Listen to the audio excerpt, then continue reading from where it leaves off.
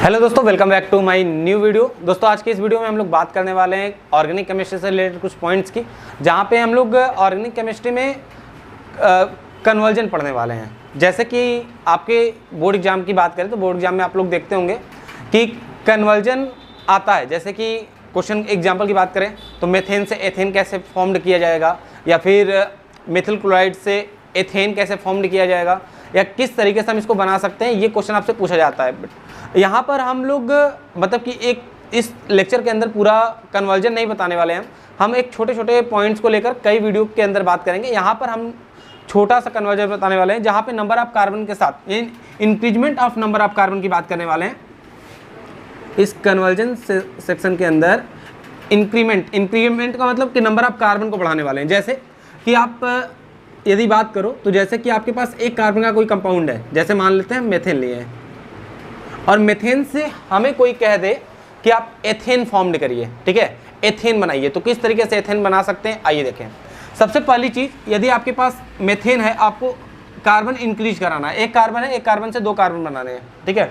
तो आप इसके लिए आपने एक रिएक्शन पढ़ा होगा, ठीक है, और उस रिएक्शन को कहते हैं कि भाई जब इवन नंबर ऑफ कार्बन को फॉर्म्ड करना होता है, तो इवन नंबर कार्बन को फॉर्म्ड करने के लिए आपके पास एक सिंपल सा रास्ता होता है कि आज आप वुडजी रिएक्शन को फॉलो कर लीजिए, ठीक है। वुडजी रिएक्शन के अकॉर्डिंग आप इसे कर सकते हो, ठीक है।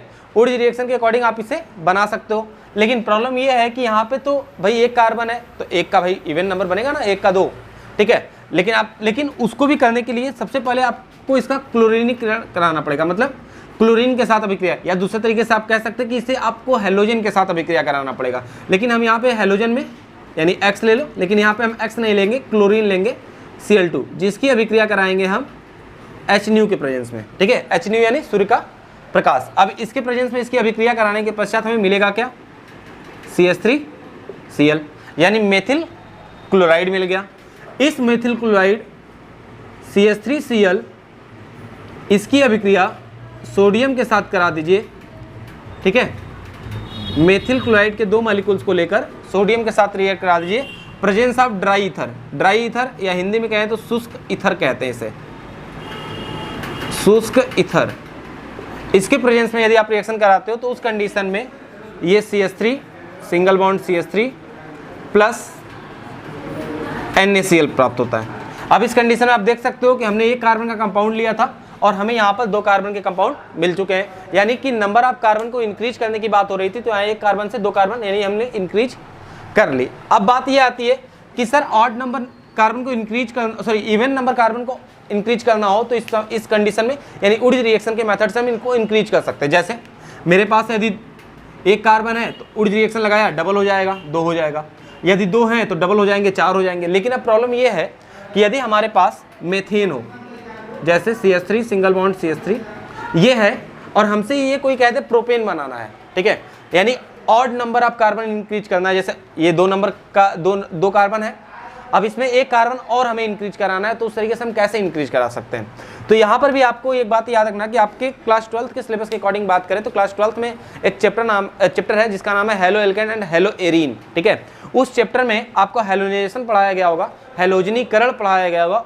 वह पॉइंट यानी वो जो रास्ता है वो बहुत ही इंपॉर्टेंट है कन्वर्जन के लिए, यानी कि वहाँ से होकर ही हमें चलना पड़ेगा। तो चलिए कोई बात नहीं, इसकी अभिक्रिया करा दीजिए सबसे पहले क्लोरीन के साथ, तो ये बन जाएगा एथिल क्लोराइड। क्या बन गया, एथिल क्लोराइड। अब ये जो एथिल क्लोराइड हमें मिला, CH3 single bond CH2 single bond Cl, इसकी अभिक्रिया आप CH3Cl के साथ करा दीजिए, यानी मेथिल क्लोराइड के साथ करा दीजिए। लेकिन presence of copper iodide and lithium, सही, ठीक है, यानी कॉपर आयोडाइड एंड लिथियम के प्रेजेंस में ये रिएक्शन कराते हैं। इसे बोलते हैं कोरे हाउस सिंथेसिस, ठीक है, यानी कोरे हाउस संश्लेषण अभिक्रिया, जिसमें इसके साथ अभिक्रिया कराने के पश्चात हम बना सकते हैं 3 कार्बन का यानी ऑड नंबर ऑफ कार्बन के एल्केन्स, ठीक है।